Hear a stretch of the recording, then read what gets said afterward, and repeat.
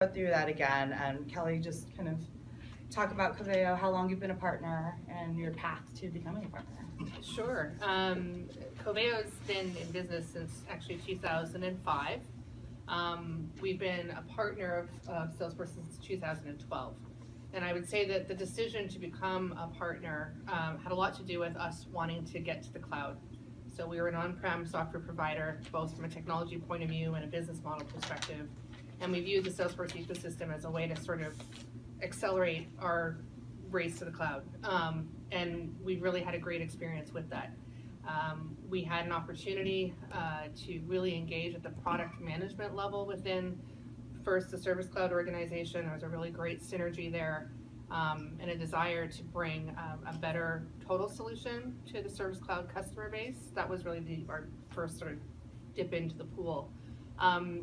The ISV program itself, this is my second ISV that I've worked for, so I've been in the program since early 2013. And what I can honestly say, and they didn't pay me to say this, is just the tremendous amount of investment that's been made in the partner ecosystem on the part of Salesforce in terms of programs, both things like this, as well as some of the marketing programs that you can get involved in, and the encouragement of the ecosystem really working together as opposed to maybe, in some ecosystems pitting us against each other. And that's not only on the ISV side, I think it's also the SI community as well. That really, when you blend those two things together, there's just a really great success story there. So in the last 5 years, we've been able to come to market with multiple versions of Coveo for Salesforce. We've had some really great collaborations in acquiring some great logos recently. In the last 12 to 18 months, we've sort of seen the hockey stick happen.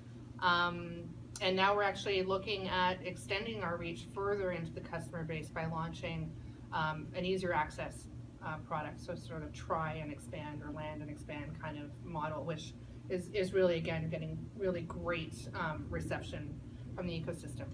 Great. Yeah, so Leankor has been around since, been a partner since 2014, I think. And we're a bit of a different story where when I started Leankor, I was trying to figure out how to get to market as fast as possible and mitigate risk.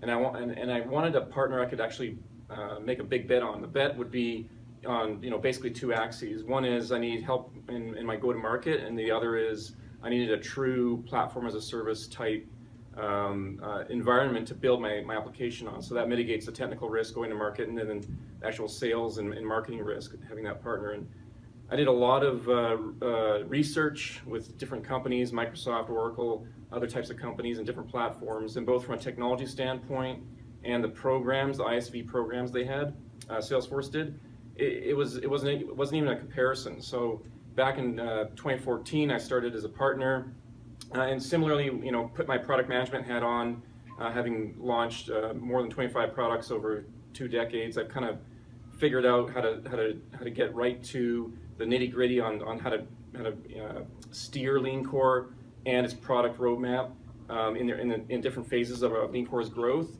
And I sat down with Salesforce, and we just talked it out and went forward, and it was the rest is history, so to speak. Yeah, that's great. And then Emilio, I know you've been part of the incubator, yes.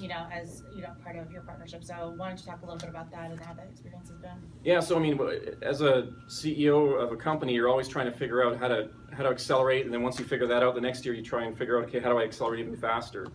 And my account executive brought up this incubator, then I met folks like Mike over there, who really is entrepreneur in residence of the incubator. And once I learned this program and realized what it could do, 6 months in Silicon Valley, I had lived there before and knew the transformation it does for other tech companies. And it was just a great opportunity to join a small group of cohort 1 companies in San Francisco for 6 months and really get immersed into both Salesforce as far as the executives, but also the technical evangelists there in San Francisco, and also just speaking with other companies like here in the rooms. Both systems integrators were in the incubator as well as other ISVs, so it was a really good mix of different companies helping each other and building each other up. Yeah, that's great. Awesome. So Kelly, you mentioned you've been kind of, a chronic ISV partner with Salesforce. Talk about what was your process in determining, like, why should I partner with Salesforce, or what are the things you're looking for in a platform partnership and that strategy? I think that what we've found to be of most benefit at Salesforce is the different points of access and the consistency around that. So whether that's at a product management point of view, or technical evangelists, or the ISV channel, or just building the relationships at a strategic product management level, that's important. The reliability of the platform and the continuous investment of Salesforce in its own platform. I think Lightning is a revolution of innovation. Early days with any early technologies, that can be challenging, but the support and the ongoing desire to better itself from a technology perspective is key.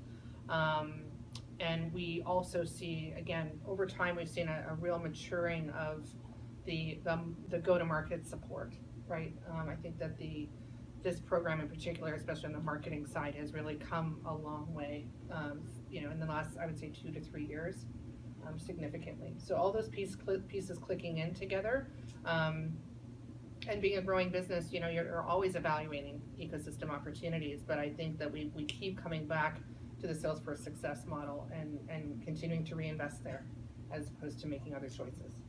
Great. Yeah. And then, Emilio, you talked about kind of, the two things that you were looking at were really the go-to-market and then the technology, and kind of from a partnership perspective. Was there anything else, that you would consider in terms of how do you staff your team, or like how do you get ready for this kind of partnership from your team?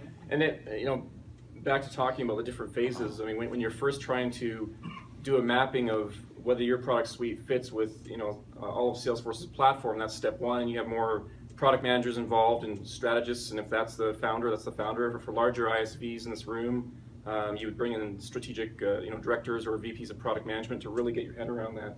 And then when you quickly move to the CTO hat on, the technical hat of really mapping out there's so many different APIs and different, from Heroku all the way to Marketing Cloud and Service Cloud, and of course the core reporting platform and Lightning Analytics and everything. I mean, just to get your head around the different capabilities to really embed and build upon, it just takes a while to really get that mindset in there. So that's the next phase. And last but not least, of course, is the marketing folks in the back of the room there, the App Exchange folks, really getting your marketing team to talk with them and understand, because really App Exchange is like a little mini Google universe where there's different ways to get yourself noticed, let's say, and different programs that you can either paid or free, and just different ways you can leverage App Exchange to get lead flow as a channel into your sales team. So I think once you kind of cover those bases, you can really maximize the return on investment of the partnership. Great. And Kelly, you've done this a number of times. So what are some tips you have for getting started quickly on, once you've kind of become a partner, how do you kind of get your team ready and do that quick start in onboarding? I think you need to be focused. I think that there's just a lot of, depending on what it is that you're out there to bring to market. I know in our case, we have multiple use cases that we can sort of train ourselves towards. So it's becoming a little bit disciplined on that front, and making sure that you really know who you're selling to and selling with. We've tried a few things and did not work. I think that finding out who the true sales advocates are within the Salesforce selling community as well is important in building those relationships and having a really solid multi-point connection from the ground game right up to executive sponsorship. That's really, really key. But again, you can get lost. You can really get lost if you don't focus on key use cases where not only are you selling your value, but you're making Salesforce more valuable to their customers. I think I've seen ISVs go down the path of just wanting to talk about what they do. It's very important to understand who Salesforce's customers are and how your value augments the value of the platform to those customers. Yeah, I think that's an important point too. And then I'm gonna get to your question really quick. But I think when I've been talking to partners, a lot of the ones who are very successful are the ones who can talk about their app in relation to the whole Salesforce vision, right? there's the World Tour tomorrow, there's events like this. We're constantly telling you what our vision is from a Salesforce perspective. So the more you can kind of align to that, and as you're working with your partner account managers, sell your app in the way that Salesforce talks about it, it's going to be stickier for them. They're going to remember your app, they're going to remember how to sell it. So I think that's a great point that you hit on, Kelly. And then, do you want to go ahead? I just have a question. Are your solutions available to extend capabilities of customers who already have Salesforce, or did you use Salesforce as a platform and somehow embed the platform so that anybody will go and get your app or solution? I don't know your solutions as well as perhaps other people in the room, but Sure. so someone who doesn't have Salesforce, so they go out and if they want to buy Coveo, they may or may not even know that it's based on Salesforce. Or, you know, the question. I totally understand where you're coming from. I would say that our solutions are easier to sell to existing Salesforce customers. That's just been the way it's gone. Now, that being said, you know, it is an enterprise tool, and now what we've done though is we've sort of reduced some of the complexity around that, and now we're sort of bringing it to the fore to be easier to try.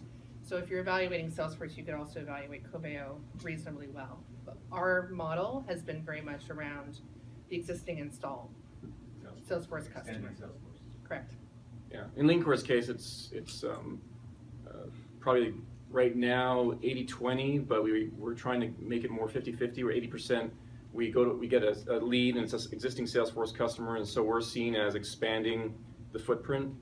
And I'd say 20% is from a technology standpoint. Yes, you need the Salesforce cloud underneath Leankor, but we just sell it to brand net new customers that never even don't really have a need per se for CRM, but they see Leankor as just a cloud-based solution for project management and workflow, and they're like, okay, sign me up, right?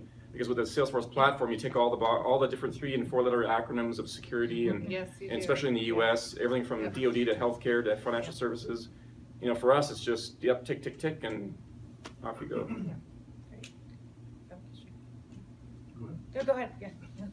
I guess a question for Emilio and Mark, as you kind of brought up, you talked about sort of mastering all the different services that are available in the different clouds, kind of from a technology perspective. Can you talk a little bit more about what was useful in understanding the individual clouds and also how to connect them together and use them together?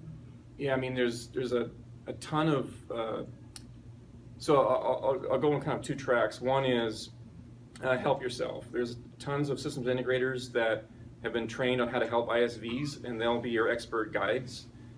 There's online, the trailheads, there's all the online stuff that's just help yourself and go nuts, and you can spend probably months, if not years, just going through all the trailheads. Then there's the technical evangelists that really help understand both the business goals you have, but more so obviously the technology strategy, and they really help you, guide you through all the different, because half the problem is just knowing what questions to ask and you know where to go, because there's a lot of different APIs and services that are more for, you know, data mining or analytics, and not so much for real-time systems, and you have to kind of, you know, it's a lot easier if you're working with a technical evangelist, really. The reason why I asked the question is we're working on a solution which I call it sort of Expedia for Salesforce, or Expedia for Azure, where helps you book flight plans essentially by connecting different services together into. Yeah. Got it. Yeah, definitely. Like I said, we'll have Nivea from our technical team who's going to be doing best practices, but definitely, you know, we have a lot of members from our technical team here at Partner Forum, so definitely talk to some of those folks at the network reception. But wanted to go back to a couple more questions, then we'll open it back up for Q&A with the audience. Emilio, you know, when you go into a partnership with Salesforce, there's a lot of different people, right? Like there's you know, your salespeople, you talked about Mike, there's folks like us on the marketing side. What are your tips for engaging with all these different people through Salesforce and to kind of advance that partnership? And talk about kind of the relationships you've built as a result of that? Yeah, well, I'm going to go off something that you said was just focus. So you know your market and your technology the best, and you know that you're chasing, let's say, marketers in healthcare and life sciences. And so you would basically sit with your account executive and say, okay, how can we map out who the key folks are within Salesforce, both on technical and go-to-market side, and why don't I meet with them first, and almost always, it might take a while because like everything, we're all very busy and flying around the world doing business, but you'll get meetings and that focus is what's going to actually get the higher return on investment, I think. That focus. And then Kelly, you're on the sales side, so talk kind of about Yeah. how you partnered with Salesforce on that. We have multiple roles in the organization engaging with different points of contact on the sales and marketing front. And when I came to Coveo a couple years ago, we hadn't even sponsored a world tour yet. And I remember having the conversation with VP Marketing saying, we gotta do this. And there was a perception that, it was just a trade show, this idea of having a lemonade stand.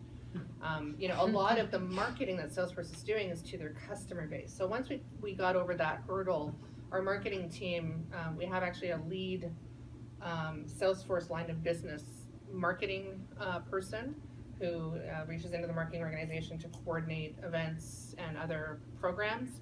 On the sales side, we absolutely ensure that our territory teams are plugged into their counterparts within the Salesforce organization. So a very significant ground game and a responsibility both from our business developers and our account executives. We also have an alliances team. Olivia is not in the room right now, but we've recognized that it's not enough just to do world tours. We have to have a multi-pronged approach to engaging the community. And so now we're really investing in a lot of MVP meetups and really sort of going again to the core. And then, trying to engage with the SI community as part of the ecosystem. So we do have, I'd say, a smallish alliances team, but we're going to be heavily investing further in the next, I'd say, 12 months to grow that team, just to be able to cover the bases, right? So I've always coined the phrase the relentless pursuit of the ecosystem. You really have to be relentless, and you can't sort of think that there's one or two things that you can do in order to get the growth that you're planning to do in this ecosystem. It really needs to be multi-pronged. And we can't forget the user groups too. Yeah, There's every medium and large size city in North America, in Europe and Asia as well, has a Salesforce user group, and you go to these user groups and you can talk to a room, sometimes it's a room of 20 and sometimes it's a room of 200. And they're all customers with checkbooks and looking for solutions. So. And they're very well organized. And they're very well organized. Our user groups, and that's kind of what Kelly was talking about when she mentioned MVPs. So those are our kind of super user group leaders that have really taken it, as their personal kind of like challenge. And they're engaged. They're very engaged. They're super engaged. Some of the AEs, they have a lot of solution fatigue. They're trying to sell a lot of their own stuff. I think we put a lot of eggs in the basket of, if we just get in front of the AEs, that doesn't always work. So, really having that concept of who is engaged at that level of solutioning. Mm-hmm. So the sales engineers, the solution architects, the MVPs, having a lot of feet on the street, being present in the ecosystem as somebody having value, not trying to sell something. Go and sit in on a meetup and actually contribute to the conversation. And the community itself, the online community, that's something when I was managing our business development team, I said, go and participate, just listen. Sign up for some user group community feeds, just be there, be present, and create those relationships. So there's a lot of programs and avenues for those opportunities, but you have to sort of find where that resonates most. And test and try things and fail forward fast and rinse and repeat. Yeah. Right. Whatever, yeah. So let's talk about kind of the future of the partnership. So now, you've obviously been partners for, your own respective times. Amelia, what's next in terms of Leankor and what's your next? I know investment in the partnership with Salesforce? Got to focus and pick something.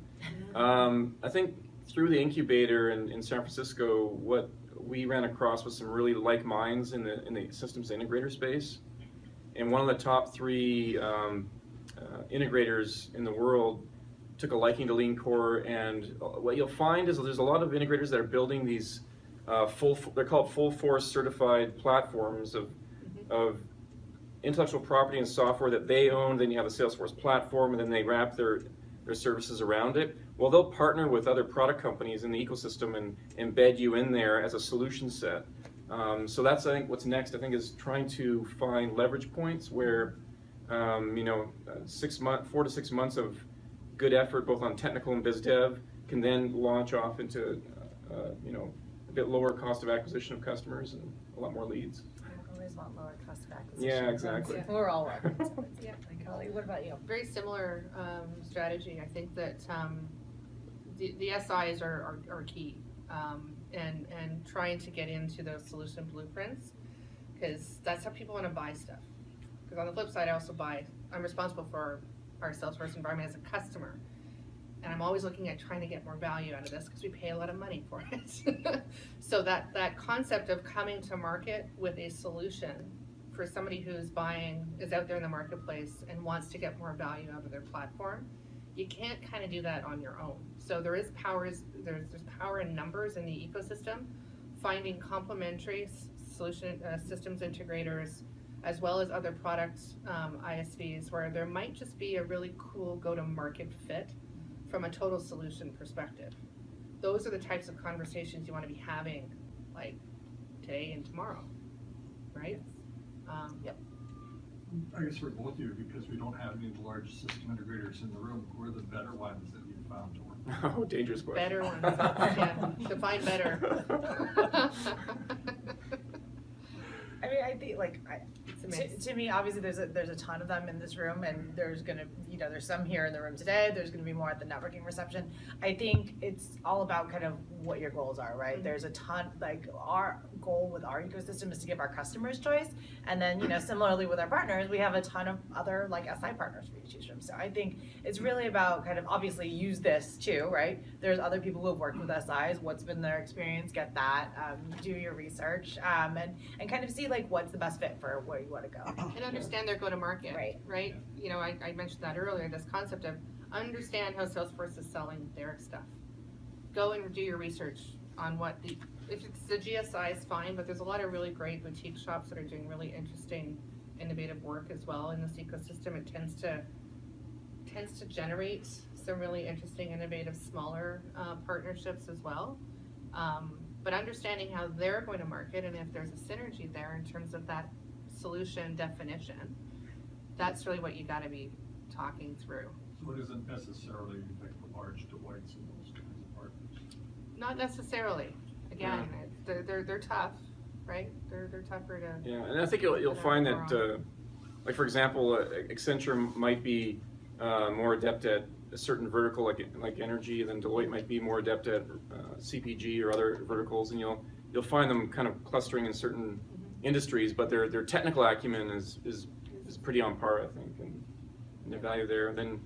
Then of course locally here in Canada, I just read was it a year ago a bit? PwC bought a company here in Toronto to add to its Salesforce might, if you want to say that. So PwC is trying to get better in this local market here in Canada. So I mean, it's just trying to align it to what strategies you have and see which SI is most applicable. So one more question for you two before we open it up for our Q&A again. So what's the one piece of advice, if you had to do it all over again, what would you give to the piece of advice to everyone in the room as to getting started as a Salesforce partner? Kelly, do you want to start? Again, focus. I mean, know what problem you're trying to solve for Salesforce customers. It's not about your stuff. Your stuff is cool, I'm sure it is, but you need to be able to articulate why this could be important to a Salesforce customer. That's really, you need to understand that. Otherwise, it won't work. Yeah, I mean, I think the focus is huge, and I've had to do it all over again.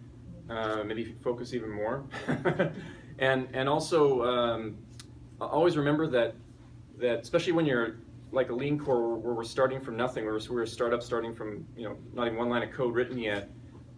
Build a company, a very successful company, and partner with Salesforce, but don't fall into that trap where you expect the larger big brother, big sister company to actually do your sales or do your marketing. That's a trap you fall into. It's a channel, and you have to work really hard at it, at the ground game, like you said. Always be thinking of your company as your company, and you're gonna be successful regardless, but Salesforce is just like this this warm blanket that's going to help on, again, those two axes, right? The technical and the go-to-market. So. All right, any other questions for, oh, and my computer went to sleep. Very Any other psychedelic. questions for Emilio and Kelly? No? Okay.